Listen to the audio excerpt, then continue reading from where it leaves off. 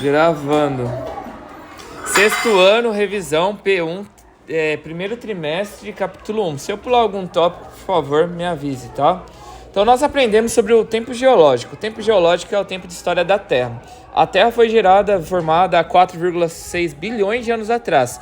Existem duas teorias que acabam explicando essa formação da Terra.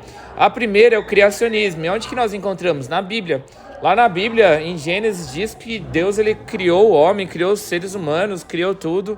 Em Salmos também fala sobre Deus e a criação, o globo da Terra. Então, o criacionismo nós encontramos na Bíblia, a criação de Deus na Terra. Depois nós encontramos a teoria evolucionista, que vai dizer que através de uma poeira cósmica que tinha no universo, tudo se reuniu, aqueceu e teve uma grande explosão e tudo se formou. A Terra, as estrelas, os seres, os animais, tudinho, o sexto ano. Então essa é a teoria evolucionista, tá? Teoria com base na ciência. Depois nós aprendemos que a Terra ela possui 3 camadas, a crosta, o manto e o núcleo. A crosta é a camada rochosa que envolve a Terra. De forma simples, é o chão que nós pisamos. Existe a crosta oceânica, que é o chão abaixo do oceano, e a crosta terrestre, o chão que nós vivenciamos dia após dia aí em Mauá, Santo André, São Caetano, Diadema, São Bernardo e etc. Depois nós aprendemos sobre o manto. O manto é a camada intermediária, a meiuca, sabe o meio da Terra? O manto ele é formado por magma, tá? Formado por magma, muitos elementos químicos como silício, magnésio. Depois nós temos por último o núcleo, tá? O núcleo seria a camada mais interna da Terra, formado por níquel, por ferro, camada mais densa.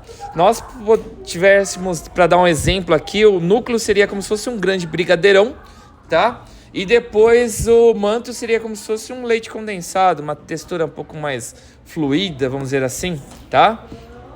As rochas. Então nós aprendemos que as rochas, elas são um agregado de minerais. Minerais é aquele que possui mais valor, como o ouro, como a prata, e aquelas outras todas bonitinhas que nós vimos em sala de aula. Já as rochas seriam uma união de minerais. As rochas possuem menos valor. E as rochas, elas são classificadas entre 3 formas: a magmática magma, magmática magma, magmática magma, magmática magma. Então a rocha magmática é formada através do magma.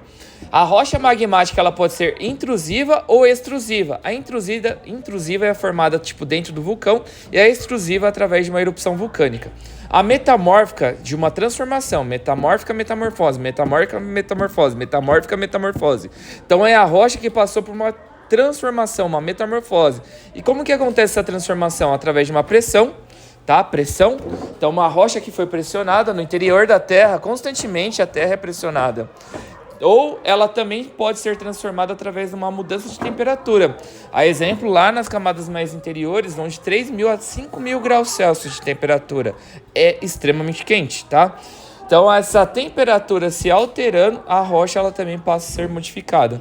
Por último, nós aprendemos sobre as rochas sedimentares. Sedimentares, sedimentos, sedimentares, sedimentos. O que são sedimentos? Partículas, grãos, areia, tá? Então, isso são sedimentos. E como que uma rocha ela acaba se tornando uma rocha sedimentar? A rocha ela também acaba se dissolvendo. Se dissolve de que forma? Através da ação do sol, através da ação da chuva. Já viu aquele ditado? Água mole, pedra dura, tanto bate até que fura? Ação da chuva, ação do vento, ação do sol, ação da neve, ação humana. Então tudo isso faz com que a rocha se quebre, que ela solte areia, sedimentos, se fragmente. E esses fragmentos eles vão acabar sofrendo uma erosão, transporte, elas vão para outros lugares, geralmente para os locais mais baixos. E quando esses sedimentos eles se unem, nós temos a fusão e a construção de uma rocha nova. Então essa rocha nova ela vai ser resultado de fragmentos, sedimentos, areia que se juntam e dão origem à rocha sedimentar, tá? Prosseguindo, rocha sedimentar você tem na sua casa lá, granito, mármore. Ciclo das rochas. O ciclo das rochas é a mesma coisa do ciclo da água. evaporação, condensação, infiltração, precipitação. Então a água evapora, chove, condensa, evapora, chove, condensa. A rocha também é a mesma coisa. Então a rocha magmática ela pode se transformar para uma sedimentar. Sedimentar pode voltar a ser magmática. Magmática pode se transformar numa metamórfica. Metamórfica pode ser magmática, assim por diante. Então a rocha A pode ser a rocha B, a B pode ser a C pode ser a A pode se tornar de novo uma B, que pode se tornar uma C, assim por diante. É um ciclo sem fim, igual do Rei Leão, um ciclo sem fim. Por último, deriva continental. Último não, tem mais dois ainda. Deriva continental. O que é deriva continental? Antes os continentes estavam todos unidos, tá? Então não existia Ásia, África, Oceania, América, enfim. Tudo estava juntinho. E esse supercontinente que vocês já aprenderam quando vocês estavam no Fundinho chamava-se Pangeia, tá? Então a Pangeia, ela acabou se fragmentando. Alfred Wegener, ele tentou explicar essa separação dos continentes, que a Pangeia ela se dividiu e se separou. Como que Alfred Wegener, quais são os exemplos que ele encontrou para poder explicar a separação dos continentes? Ele viu que a África e a América, principalmente a parte próxima ao Brasil, a América do Sul, se encaixa como se fosse um quebra-cabeças, tá? Então aqui nós temos, por exemplo, alguém faltou hoje? Mas o exemplo que nós vimos em sala de aula, aqui ó, o mapa aqui ó do fundo ó. Então aqui nós temos a costa brasileira e aqui o continente africano. Se você prestar atenção, ambos se encaixam como se fosse um quebra-cabeças. Alfred Wegener viu isso, nós já vimos isso também em sala de aula, em aulas anteriores.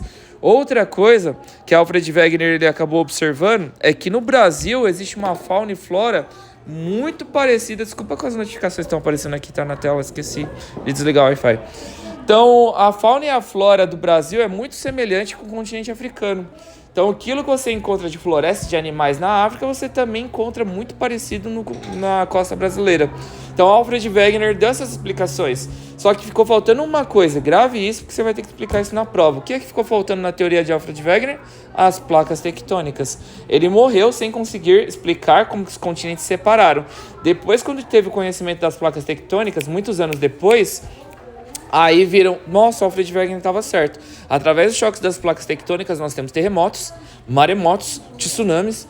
Todas essas coisas fazem com que os continentes venham se separar conforme o tempo vai passando. Novamente, futuramente, os continentes irão se unir. Mas é óbvio que nem o seu tataraneto estará aqui na Terra para poder vivenciar essa união dos continentes novamente. Próximo. Agentes internos. O que são os agentes internos? Bem simples, tá? Agente interno é tudo aquilo que acontece debaixo da terra que nós pisamos. Então, através do choque das placas tectônicas, nós temos terremotos. E os terremotos, eles vão modificar o relevo. Nós temos ali também os maremotos, tá? Os maremotos, depois nós temos os tsunamis. Como que isso vai modificar o relevo? Um exemplo. Uma placa tectônica, ela se choca uma sobre a outra, ela vai dobrar e ela vai subir. Aí nós temos a formação de uma montanha. Então, através do choque das placas tectônicas, elas se dobram, elas sobem e nós temos a formação de uma montanha. Então, isso são os agentes internos, tudo aquilo que acontece debaixo da terra. A ação dos terremotos, a ação dos maremotos, a ação dos vulcões também. Então, com as erupções vulcânicas, por exemplo, as ilhas podem se tornar um pouquinho maiores com uma erupção vulcânica. Então o relevo ele vai ser modificado através da ação dos agentes internos. Só que grave isso, tá? O principal aí é a montanha, tá? A formação através do choque das placas tectônicas. Eu acho que a única coisinha que ficou faltando aqui seria sobre aqui a crosta, o manto e o núcleo de novo. Aí você faz uma observaçãozinha aí no seu caderno quando você estiver fazendo o seu resumo de revisão. Então nós temos aqui, ó, a crosta, tá? O chão que nós pisamos. Vou desenhar aqui, ó, o João sobre a crosta, a casa do João aqui, ó. O João é maior que a casa dele, mas tudo bem, tá tudo certo. Depois aqui nós temos o núcleo, tá? Teve um exercício do livro que cobrou isso de você, que falava que a crosta, manto e o núcleo é semelhante a um ovo cozido. Lembra desse exercício do livro? O manto fica aqui, ó, no meio. A crosta, o manto e o núcleo, eles também estão divididos entre núcleo, o manto primeiro, o manto externo, que é a parte mais próxima aqui da crosta, e o manto interno. Daí depois nós temos o núcleo interior e o núcleo exterior, tá? Então nós temos aqui algumas camadas ainda de divisões, tá? Alguma dúvida? Externo, interno, interior e exterior, tá? Então é como se fosse camadas de lasanha, para você entender também. Exterior, interior, interno e externo. Alguma dúvida sobre essas palavras? Fácil, né? Interior para dentro, quanto mais próximo ao núcleo. Exterior para fora, quanto mais afastado do núcleo. Interno, mais próximo ao núcleo. Externo, mais afastado do núcleo. Alguma dúvida? Não? Então coloca essa observaçãozinha aí no seu caderno depois. Finalizando aqui então a revisão, não esquece de fazer um resumo de uma folha de caderno ser entregue no dia da prova, tá? Não precisa destacar para ficar no seu caderno que eu vou dar isso no caderno. Um abraço, tchau.